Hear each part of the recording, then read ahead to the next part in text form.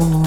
にちは。イラストレーターのののまろです。今回は私が毎週金曜日に配信をしているお絵描き配信、その中でいただいたご質問と回答をまとめました。よくいただく質問や書きながら詳しく解説した質問を中心に切り抜いてまとめています。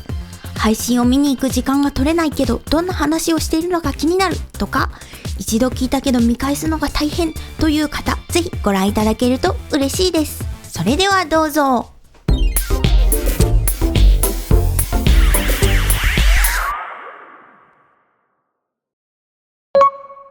構造を決めるのがとても苦手なのですが、どうやって考えていますかということです。普段からいくつかの引き出しというか技みたいなのを考えていて、描きたいキャラクターの魅力に合わせてそれぞれを組み合わせるようにしています。引き出しっていうのは例えばアングルとシルエット、アイラインの傾き、ポーズという部分で一つ一つなんか組み合わせをして魅力を伝えれるようにしてます。例えば年賀状みたいな絵を描きたいなーって思った時は、縦長か横長かどっちか、幼馴染の3人組だから目線は同じぐらいというか横に並んでる感じにして親密感を出したかったんで、横向きに配置しようって思いまして、自然なシチュエーション、日常を切り取った感じの絵にしたかったから、動きがちょっと少なくなってしまうかなーって思ったんですね。なので動きを出そうと思って、アイラインって目線の高さを斜めにしてアングルを下から見上げてる感じにして、そのカメラワークだけで動きを出そうっていう風に構図を練りましたね。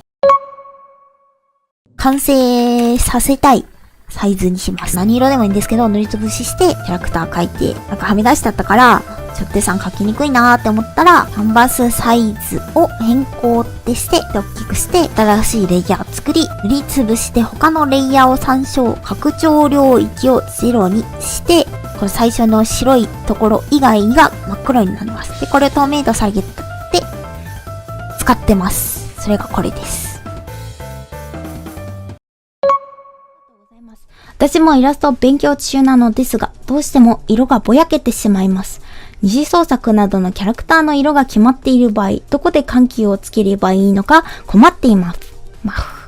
なので、よろしければ色塗りでコントラストやメリハリの付け方を教えていただけたら嬉しいです。ありがとうございます。これは明度を気をつければ解決するんじゃないかなと思います。じゃあ画像を見ていただきたいんですけども、多分左のイラストの方がぼんやりしてるんじゃないかなと思います。同じ配色なんですけど、2枚用意しまして、多分左の方がぼんやりしてて、マロ主さんが陥っている状態ではないのかなと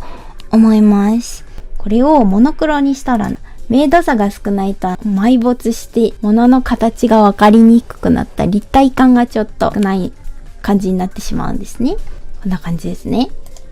明度差が低いイラスト、明度差の高いイラストです。明度差が大きい方がぼやけてないように見えると思います。なので、うちの明度差を大きくするには、影の色をもっと明度を低くしたら、色相が同じであってもパキッとしたイラストになるんじゃないかなと思います。あと、他の要因としましては、赤い点々丸の部分がボケた、影ぼかした部分で、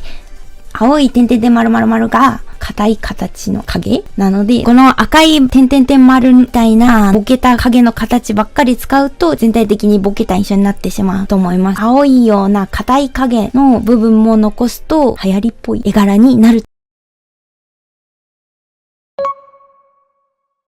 最初にやった方がいい練習を教えてくださいということなんですが、どのくらいの初心者の方かっていうのがわからないのであれなんですけれども、でもまずね、一番最初に大事なのは絵を好きになること、これを差し置いて他にないと思いますね。多分なんですけど、描く前にまず技術を勉強しないといけないなって身構えてしまっているところがあると思うんですね。だから最初には技術とか何も気にせずに好きなものを描きたいように描いていったらいいと思います。人に褒められるもの描かなきゃとか、自分は下手だから上手くなるまで人に見せちゃいけないとか、そういうことを考えておられるのかなと思うんですが、そういうことは全然ないです。技術って後からついてくるものだと思うので、まず描きたいものを描きまくったらいいと思います。例えば好きな作家さんの真似とかでもいいし、顔とか目とかだけ描きたいって思ったら、そこだけ描いてもいいと思います。そしたらだんだん体も描きたいなって思ったら、体の描き方を練習しようって思えるようになるし、背景描きたいなって思ったら、背景を勉強したいなって思うようになるし、描きたいものをどんどん描いていくことが何を練習するべきっていうことを考えるよりも大事だと思うんですね。失礼して。はじめまして。いつも YouTube 拝見しております。気質でしたら申し訳ないのですが、のろまろさんは学生時代専門学校に通われていたのでしょうか？私は将来イラストレーターになりたいのですが、決してイラストが上手いとは言えず、同い年または年下に自分より上手い絵を描く人がたくさんいて、私なんかがイラストレーターになれるものかと思っています。私は再来年に高校を卒業するのですが、専門学校に住もうか悩んでいます。よければ学生時代のお話をお伺いしたいですということでした。ありがとうございます。結論の方から言いますと、専門学校には行っても行かなくてもどっちでもイラストレーターにはなれます。なれます。今はこうやってはっきり言えるんですけど、学生時代ってすごい悩むのが気持ちがすごくわかりまして、まず自分の話をさせていただきますと、自分は専門学校には通っていません。高校では、理系のコースになんか図らずしも入ってしまい、大学は、教育学部の美術科になんとなく入りました。特になんかそこで何かを学びたいとか、将来こうなりたいとか、そういうビジョンが全くない状態で。で、カリキュラムは、高校、大学のカリキュラムは、今の仕事と結びつくようなことは一つもありません。だから、本当に、学校では全く教わってはないのですけど、ただの独学ではなかったかなって思います。というのも、大学4年間、すごい自由な時間が多かったんですね。時間割を組めるシステムなんで、1年生の時に、卒業に必要な単位をギャギャギャって詰め込んでしまうと、2年生以降割と自由な時間がすごく増えるんですね。だからその時間に同人活動などに打ち込んでいました。自分で SNS に作品投稿したり、即売会に出たりしてましたね。Twitter とか Pixiv とかと、当時はミクシーとかやってたり、あとニコニコ動画で歌い手さんの動画にイラスト描かせていただくってことをやってました。そういうところで、いろんなクリエイターさんと出会ったんですね。イラストレーターを志している同世代の学生さんともネットで出会いますし、あと、いつも動画作ってくださってるアグさんもその時代に、出会いまして、他に、大手の同人サークルさんに出会って、そういう方々に同人のやり方を教えていただいたり、お仕事をご紹介していただいたり、あと、絵を客観的に見てもらって、ご意見いただいたこともありました。なので、そういう学校じゃないところで実践的なことを勉強させていただいて、今の自分があるなって思います。なので、知識や技術とかは独学で十分手に入ります。技術や、知識だけを目標に専門学校に入ることはないと思います。なので、むしろ経験の面においては、自分で行動したものの方がむしろ実践的だったりします。こういう YouTube とか発信しておられるプロの方もいっぱいいらっしゃいますし、書籍でも知識たくさん得られると思います。質問者さんが頑張れる環境かどうかでご判断されたら良いと思います。線描いたりしてた時に、この線修正というツールを使うと、こういう丸が出てきて、変形が可能なんです。拡大縮小しても画質が荒くなりません。あと太さも変えれます。線幅修正便利です。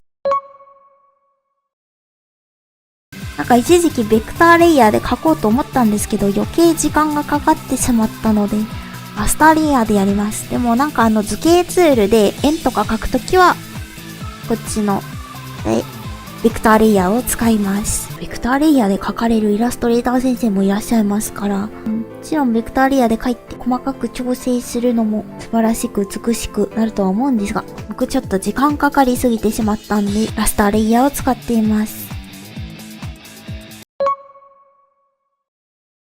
線画を描いた時に、線画を全部フォルダに入れて、フォルダを選択し、自動選択。編集レイヤーのみ参照選択というものを選んで、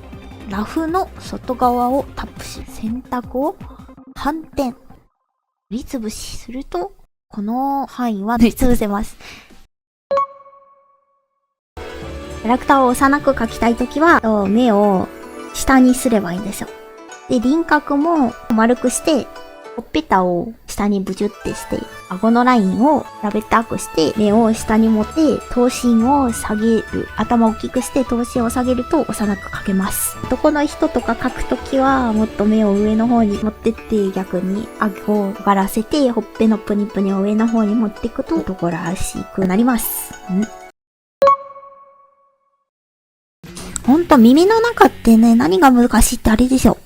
いろんな人がいるんですよね。人によって形が違うから、これが正解っていうのがないんですよね。